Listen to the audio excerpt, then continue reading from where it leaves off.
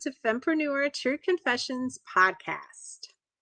Hello, everyone. I am Laura, or Oda, which was a corporate nickname, so other duties as assigned. And I happen to own a virtual assistant agency and also do operations consulting. So our agency is here to help small businesses really focus on what they need to delegate out and help them with that delegation best practices and really supporting them in business so that they can confidently grow into their business knowing that their clients are taken care of, the work behind the scenes is taken care of, and they don't have to wear all the hats in their business. So that is what we do here at ODA. Awesome. And I'm Angelique. I'm with Lady Powerhouse Solutions, and we take a heart-centered approach to offering project and event management to women, mostly women entrepreneurs, on fire and lighten up the world with their passion and drive. We help women businesses achieve their missions in the most authentic way possible. Laura and I do similar things. But we don't see each other as a competition. We see each other as partners, helping each other, referring people to each other. We don't do exactly the same things. But we both do business consulting. We both have VAs on our team that support us and our clients. So so we do really similar things. Absolutely. Love it. So, well, and together that makes us a Fempreneur True Confessions podcast. And our mission really started to empower women who are in business, also just in general life, to live authentically and in support of each other instead of competing with each other, which is what we bring here to the table. Is yes, we're in abundance mindset. We're not going to compete with each other. We love each other. We are great business besties, and we work well with each other, either in business or outside of. So being authentically who we are and having that non-compete and that true supporting spirit of women in business is what we love about this podcast. We do model this, which I kind of already explained. We model it authentically through our business and our personal relationships. So we started off business, we do get personal, and then being in this podcast helps other women also have that platform to do the same. Right. We're here for that. Yeah, and to like you said, to model, but we want to model what it looks like when women are successful at supporting each other, successful at normalizing what it looks like to face a challenge and come through the other side and share the lessons we learned from that. Because one of the things that we heard over and over and over again, and we also found in the research, is 50% of women businesses, women entrepreneurs don't feel supported. They can't find the support that they're looking for. So that's what we're trying to create here, is a community, right? Where we can normalize what it looks like when women help each other, build up each other, don't tear each other down, use our gifts and our passions to fulfill our life's calling. And so what we're trying to do is build and maintain and grow a sisterhood that believes in an abundance mindset and sharing our challenges and just helping each other rise to our highest potential. And we have another awesome powerhouse that is with us today on the podcast. Absolutely. So Autumn Proctor, she was born in Lawrence, Massachusetts, but spent her formative years in Spring Hill, Florida. A second-generation artist, the daughter of a tattooer. She has been a painting instructor for college students and amateur artists from childhood to twilight years for the better part of a decade. She is the owner and sole proprietor of Traveling Art Parties, a company serving the greater Tampa area, as well as a Bob Ross Certified Instructor. She primarily works in oils, but does try to keep a diverse tool set. She's worked and taught in acrylic, charcoal, graphite, and even done tattooing herself.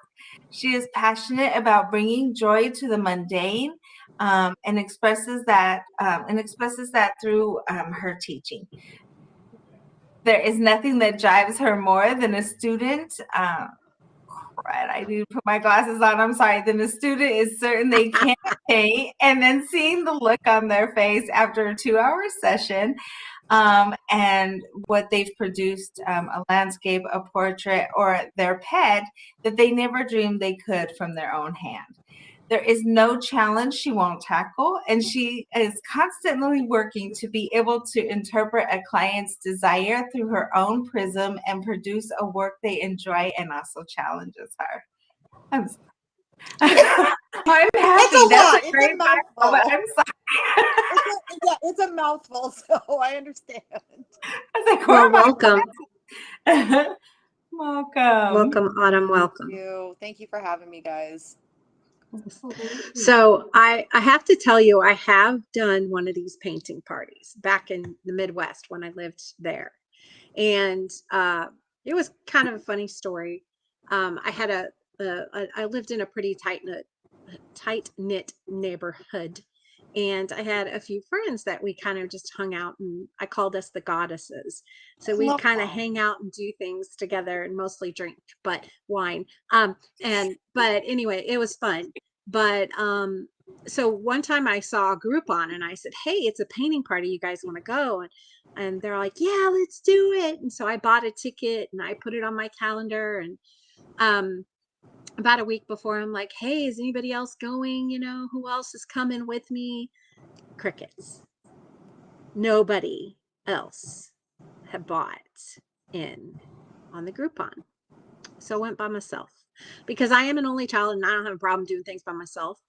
But we all know how much fun, those things are, doing them, with your girlfriends. Groups. Yeah. So I went to it and it was at a bar and I did drink. That is not an excuse. My mom was a painter and I just had it in my mind, and we were doing this awesome Eiffel Tower in spring, right? Awesome. And I tried earnestly to do it, and it just looked like an A. But it worked out because my name starts with an A. So I put it in my office. It was horrible.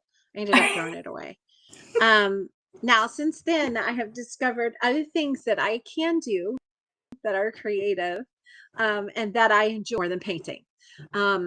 So, I say that because, people think that artistry is only about this one thing, whether it's painting or drawing or illustration, but it isn't. Artistry is a mindset. It's an attitude. Absolutely. Yeah. And, my mom was an artist, and so I grew up just hearing about art and learning about art, and watching my mom paint and draw, and my aunts as well are very artistic, and actually 2 of my older brothers are also artistic, and they can draw. Right. My artistry is just in a different area. That's okay. There's nothing wrong with that. Exactly. Yeah. So what was the point in your life you're like, this is what I'm going to do with my life? Or was it just an undercurrent and then it was just there always? It was always there. Like, I just remember as a kid growing up in my dad's shop, and back in the day, like, a lot of old school tattoo shops would have the flash hanging on the wall, and you don't see that often anymore. But I would sit as a kid at his shop and I would copy the flash off the wall, and I would just try to challenge myself all the time and try to do something a little bit harder than the last one. And then eventually I just learned how to do line work, and just I advanced into coloring, which branched me out into painting, which branched me out into teaching landscape oil paintings. I mean, it all kind of just spiraled out of control in a good way for me. Yeah. Because art has been just a part of my life since since as far back as I can remember at this point. Well, it's interesting you say that, because we think of artists like they just know their craft and it's just there and they've just always been an artist. And it's in you. You have a vision, and everybody has their own vision. But you're alluding to the point that there's still practice that comes in. You Oh do yeah. improve and get better through time. So where you start is not necessarily where you end up ever. No, So yeah, that's ever changing. So and that's the beauty of art is you can always learn, and our art is in so many different forms. It's insane how you interpret it is going to be differently than somehow someone else interprets it. There could be a piece of artwork that I do that somebody's like, I absolutely hate that, and then you have other people who are like, it's the best thing I've ever seen. It's just, Yeah. it's on how you interpret it, which is the beauty of art. I think is the fact that you can perceive it any way that you like. mhm. So that's why I think I'm so passionate about it, is because I look at other pieces of art, local artists, famous artists, and I'm just always in awe. Like, where did they start? How did they begin? Like, where did this stem from? Yeah. And that non-compete, because you can look at other people and admire what they do, even knowing you're in the same world and that kind of thing. But everybody's vision is so different, and how they approach things is just so different. So I I tell my love students all the time, don't have art envy. Do not look at your neighbor's painting and say, theirs is better than mine. I always tell them, do not have art envy. Yeah. Yeah. that. Um, so Rhonda commented on LinkedIn, because we're on LinkedIn Live as well as YouTube Awesome. Live right now. Unfortunately, Rhonda, we can't respond to your comments, but I do see them. She said, collaboration is the name of the game. When women work together, magic is created. And that's so true. I've Mm-hmm. seen that. I have so seen that. Um, so Rhonda, thank you for joining us on LinkedIn. So, you started out your business, the traveling parties, as a partnership. Yes. What was that like? Uh, I've never been through that process. so Evie, who was the original owner, she brought me on with her. We actually worked together at a previous paint and sip studio that was here in town. And when they closed down, Evie came up with the idea of, she's like, why not just open our own? And I was like, okay. And she's like, well, you come in with me and do this with me. I was like, absolutely, 100%. So I was more of like the hands-on, helping out with parties, helping out with in-house parties, helping with the traveling part of it. And that's what I think she wanted to do, is set us apart from other people, is to be able to travel to you, because we've never really seen that Right. in our general area. And then eventually the lovely Miss Evie wanted to retire, and she said I couldn't have picked anybody better to take over. She said, we were established for about 3 years. A lot of blood, sweat, and tears went into that place. We had a home location, and then when COVID hit, it just became too much. And we actually profited more doing traveling than we did in-house parties. People love the concept around here, especially of being able to travel to your home or your venue and to teach paint parties. So there was no need for the extra overhead. And when she retired, I just took over completely just the traveling aspect of it. Love Gotcha. it. What was the hardest part of moving from a partnership to sole ownership? Evie was my rock, so um like, she just had the confidence of like a bull. Like, she just, like, when she was determined to do something, she did it, and like I admired her for it. She was stubborn, she was great. She was, sometimes a pain in the butt. She was I love her to pieces. She's an amazing woman, and I couldn't have, I don't think, taken that leap of faith without her. Um, she just instilled that confidence in me to be able to be like, you got this, you can do this. So she was a huge attribute as far as that. So it was the mindset part of it, not Hmm. necessarily the logistics or the finances. No, it was the mindset. It was like, can I do this? Like, can I can I do this on my own? So Yeah. Yeah. So besides her just cheering you on and saying, yes, you can, what other support did you have to improve your mindset around that? I loved what I do. Like, I couldn't, this isn't even a job to me so much, because I enjoy it. I get like that high of just being able to like go to parties and have people enjoy their time with me, where I'm teaching them, skilled painting to do.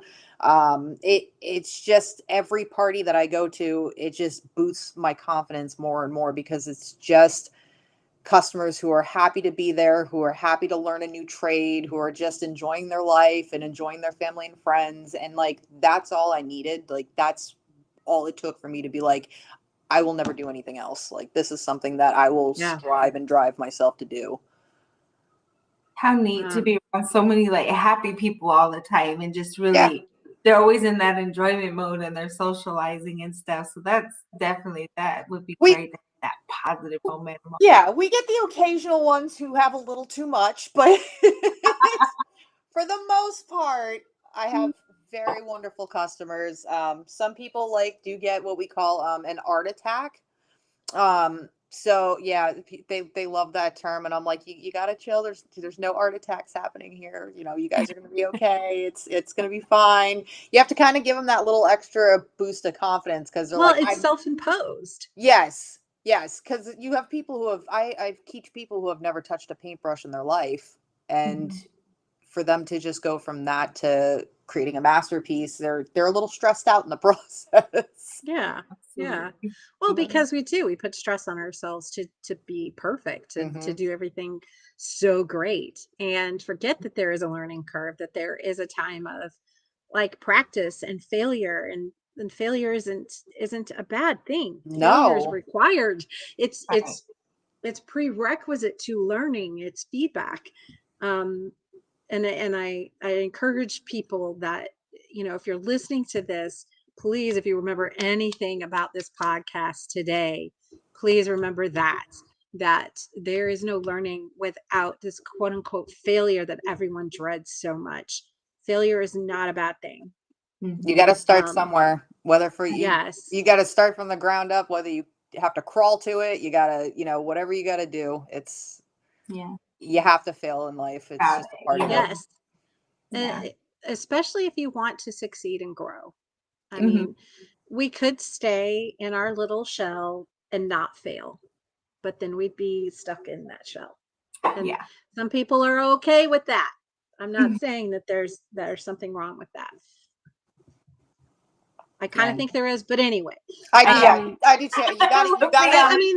I mean, we're meant as humans to grow. We're not meant to be stagnant. And that's a personal opinion, but so let's talk a little bit about your business started to grow, and you weren't able to keep up by yourself anymore. So there was a point where you came and you're like, okay, I need help.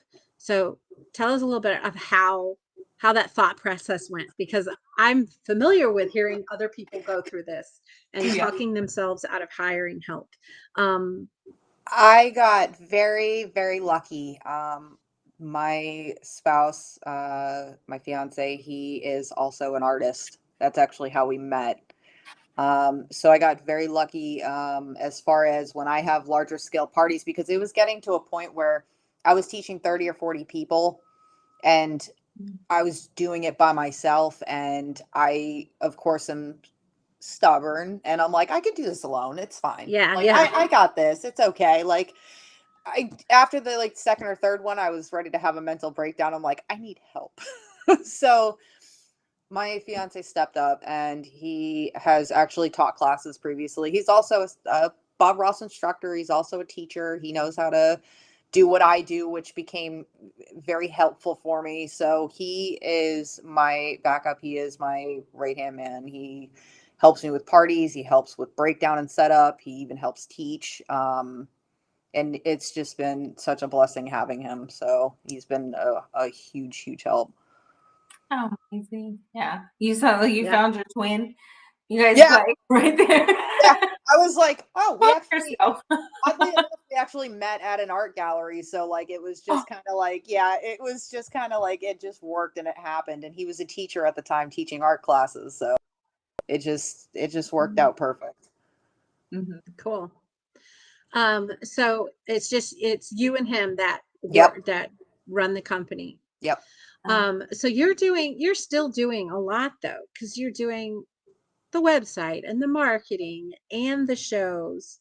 And in addition to that, you recently joined the local art council Yes. Yes. I because you don't have I you don't have have this enough to spare do. window of time each Yeah. week that you Oh had to yeah. fill up.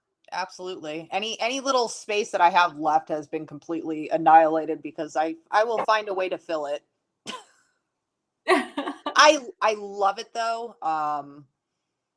The art council was like an extended family I didn't know I needed, and Aw, they became, yeah, they really did. They're a wonderful group of people. They really care about the community. They really care about bringing arts back into the community. So that was definitely a group that I gravitated to, and I absolutely do not regret at all joining the arts council. It was 100% a positive thing for me. so for those of us who've never done anything like that, what is it like? What's required of you?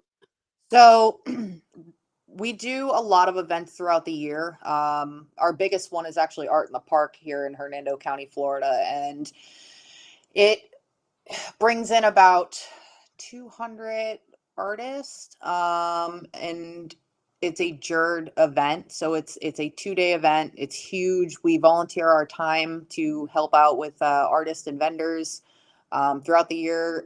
There are other we do things with schools, with students, elderly, veterans. We're always expanding on what to do as far as bringing more art in the community. We have a mobile mural project that we have local artists do murals around the county. We had this really awesome contest that I was actually picked for, which was really cool. We are known for our mermaids here in Weeki Wachee, Florida. We have mermaids here, actual mermaids Um, who swim in the springs and do mermaid shows and things like that. So they recreated almost 6-foot statues of these mermaids, and they picked 22 people in the Tampa Bay area to paint these statues, and I was actually one of them to be chosen. Nice. But yeah, it was a really really I nice thing. remember But seeing it on social media. Where is yours? mine is actually in Hernando Beach, Florida. Okay. So it is located right on the main strip when you go to the beach, which is so cool to see. Yeah. how neat. Is that Yeah. out by Sam's Beach Bar? No, Yeah. that's Hudson. Is it? No, that is Hudson. I'm trying to think what other beach bar is over there. I don't know. I wasn't sure where you guys were for what area you guys are I'm located. in Spring Hill. Laura's in Oklahoma. Okay, so you're okay. So you're local. You I'm know where like it's at. 5 minutes from Weeki Wachee Springs. Yes. So you got mermaids literally all over town right now. Like they are everywhere from Weeki Wachee Springs to US 19 down, believe in Brooksville. Also, there's a bunch of them down there. So Very cool. yeah, Wow. So the arts council that you're part of, is it specific to a county or a city? Brooksville. Brooksville. Yeah, Okay. And is it a voluntary thing? it is voluntary. Okay. Again, with I have so much time on my hands, but it is voluntary. I do really enjoy doing it. Well, I get it though, because as an artist, especially with the COVID and homeschooling, the kids aren't getting that artistic Hmm. input like Mhm. they would be if they were in school. And there are some schools, depending on what part of the United States you live in, that don't have art Have programs. art. Mm-mm. Yeah. Yeah. It's been And removed out so much. Yeah. yeah, That saddened me because that was something that I for remember as a sure. kid always having. It was Yes. like required as a when we were in school. I just was really shocked when I found out like some schools don't even offer art anymore. So I Sunset guess Lazy Lizard. Rhonda must be from around here. She says Wiki Wachi, Sunset Grill, Lazy Lizard. Yeah, Yep. she's from Florida, so she's in Florida. So Hernando Beach. Yep. Fernando Hernando Beach. Beach is a I nice didn't even think area. anybody knew about Sunset Grill. Talk about tiny. Um, Right. it's basically a snack bar and a marina. I mean, Yep. but we have live music Yes. That's what because makes every it place has interesting. live music. I love it. Very cool. All right.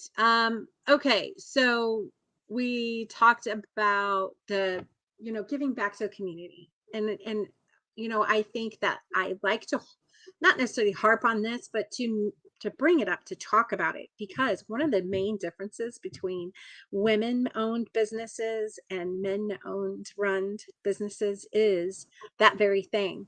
Women actually put more back into their community financially as well as volunteering than their male counterparts. There's tons of statistics out there. If you'd like to see them, I can find them for you. We're not just And add rambling them. for the men. There's an actual Right. fact about this. So yeah, this is not anti-man moment. This is true science behind it. Right. There is.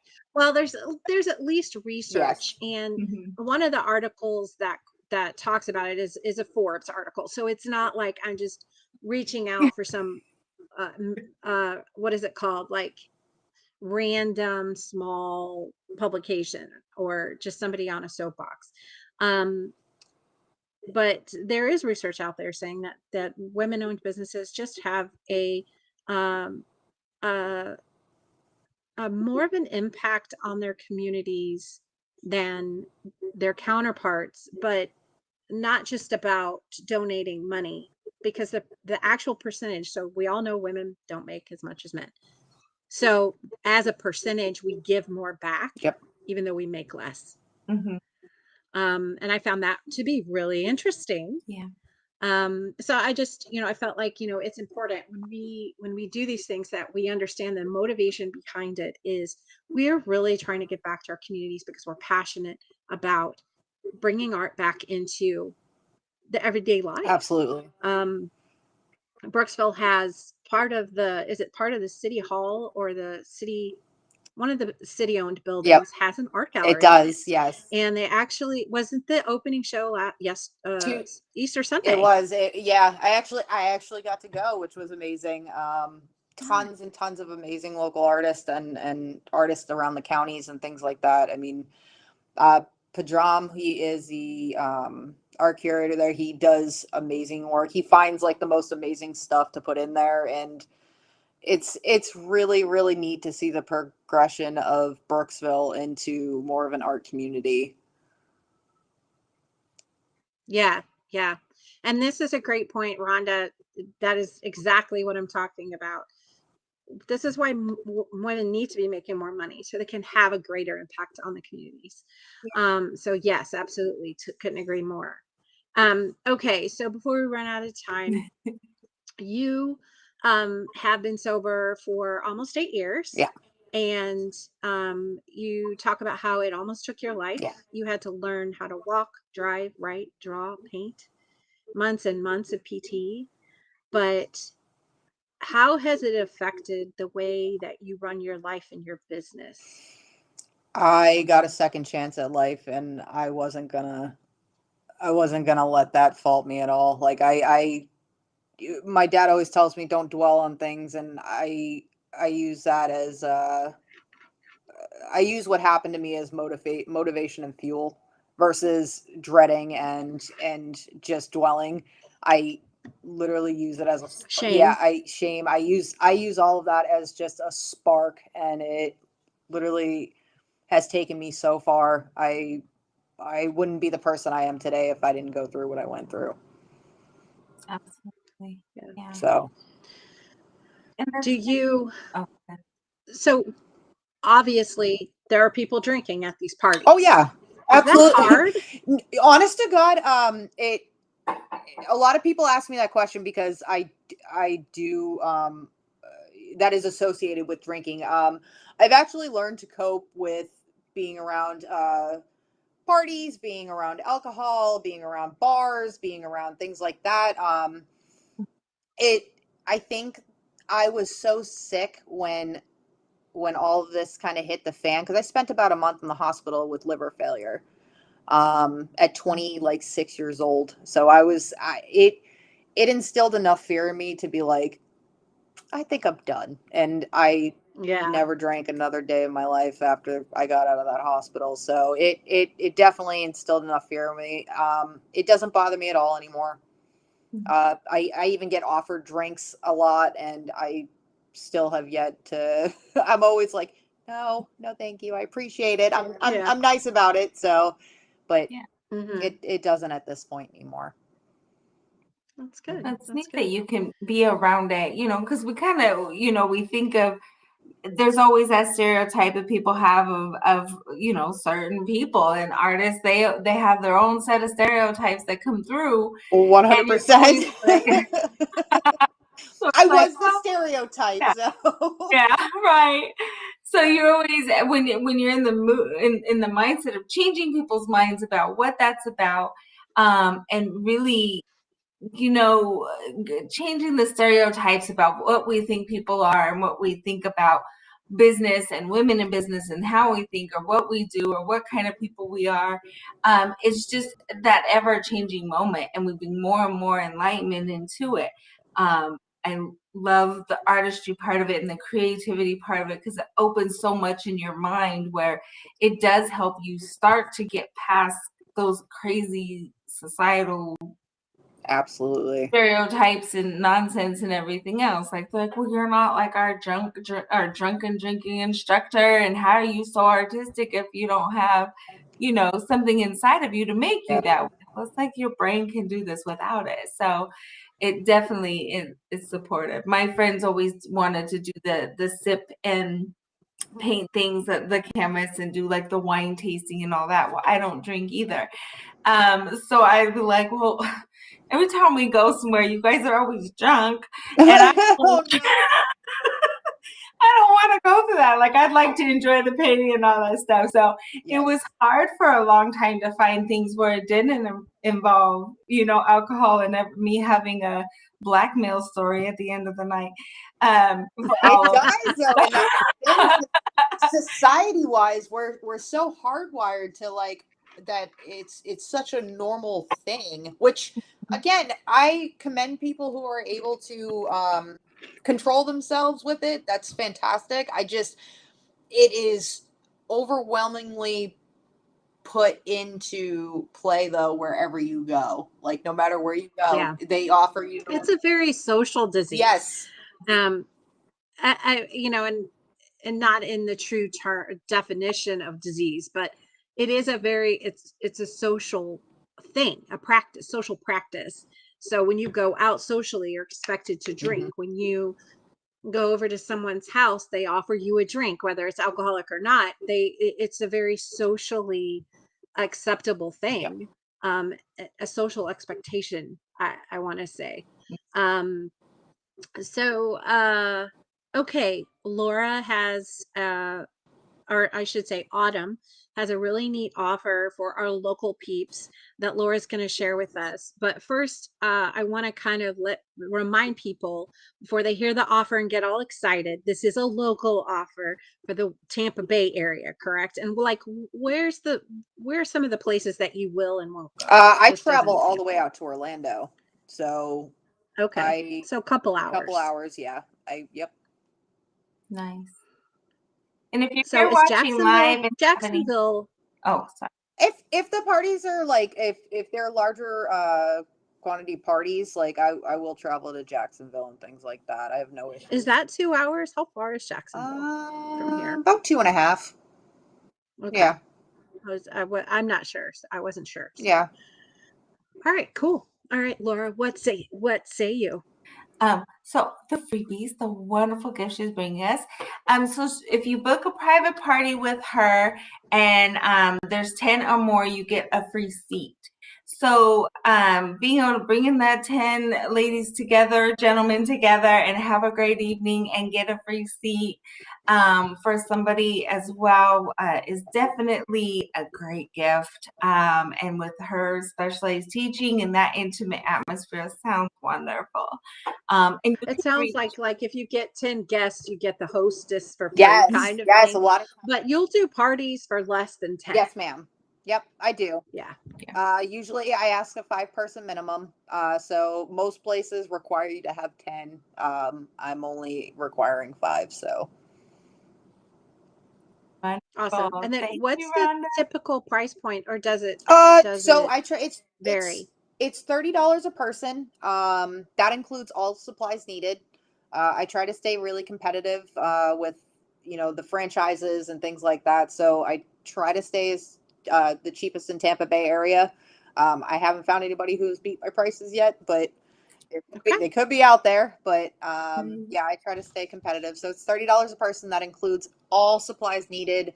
I bring everything. The only thing I don't supply is tables and chairs, but I bring everything from the paints, the aprons, the easels, the canvases, paintbrushes, everything. I take care of all of that. Wow. Awesome. Wonderful. Thank you. No problem. And we'll put the information of how to reach her for that. It is calling her to her phone number or through her Facebook page. So the link will be in the show notes and posted so that you can reach out to her and book a great party. Yay! And then we'll have to convince her to travel. Yes. No. Yeah. Well, Yes. it's funny. That's funny because I will be in Orlando next week and weekend with a lot of my friends. So I don't know, Yeah. maybe Yes, we'll Yeah. definitely talk to them and see if we want to do our own little Yeah. private I'll painting come party. out there. Yeah, for those that are listening, if you want to give Autumn a call, it's 603-560-5003. If you want to jot that number, but just rewind it a few seconds and jot that number down and give her a call if you have any questions. So we like on this podcast to have our current guest introduce our next guest. So our next guest next week is going to be Whitney Wiley. And Autumn, are you ready? I am. Okay. So, after spending years in companies with crummy cultures and lousy leadership, Whitney has dedicated herself to helping organizations and individuals adopt and implement strategies that create workplaces and cultures people love to work in. Whitney is a 10-time best-selling author and is anticipating publishing 3 more books, including The Joy of Work and her first solo efforts, Wisdom Whispers and The Simple Leader TM. As the host of Love Your Work, she interviews guests about the work they love, their journey, and lessons learned along the way, and educates viewers in finding and doing work they love and loving the work they do.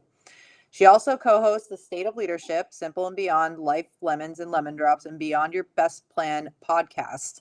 When she's not writing, speaking, or helping clients pursue their dreams, you can find Whitney running, cycling, improving her photography skills, playing golf, wine tasting with friends, or trying to convince her husband to move to Hawaii.